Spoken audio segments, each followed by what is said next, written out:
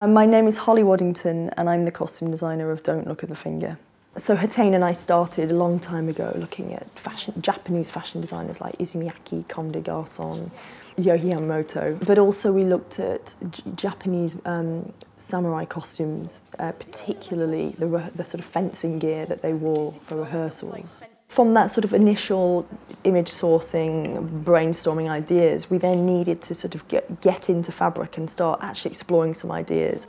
It was a simple exercise in just getting clothes that exist, real clothes, and hacking them up and seeing what happens if you split the skirt and wrap it around the shoulders. We learned very quickly that we could take quite an ordinary dress and make something quite Japanesey through a few simple cuts and a few simple folds. And that's because in Japanese culture it's all about folding and there being a distinct space between the body and the cloth. And that just happened very naturally. The print on these costumes is really key. There's a really fascinating history of these Dutch wax prints that Hetain and I really enjoyed exploring. Also, there's a theatricality to the costumes in the way that they operate, so they transform from being one thing into something completely radically different, and that involves the sort of devices that are used by puppet makers, which is why Kate Whitehead, who made the costumes, is predominantly a puppet maker. She has really been instrumental in finding technical ways to make the things which transform.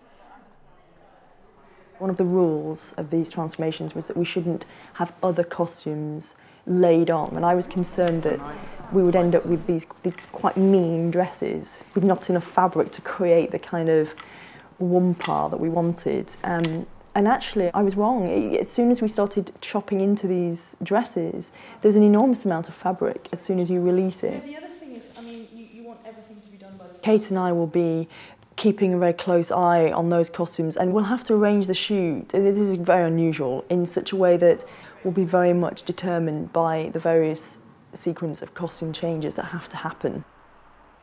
I think the way that the costumes transform emphasise this idea of having your expectations just completely turned upside down, and where the costumes start out is something that we all recognise, you know, a West African family in attire that could be connected to church or a wedding or some sort of special occasion. But what happens in this ceremony is that the costumes become transformed into something really other, and they're a sort of hybrid of many different cultures' costumes. So whilst there's a sort of predominantly Japanese thread to the sort of outcome, they're also drawing on Indian, Mongolian, Russian. There's a lot of different cultures going into those costumes, and I think that the whole point of them is that they should challenge your expectations.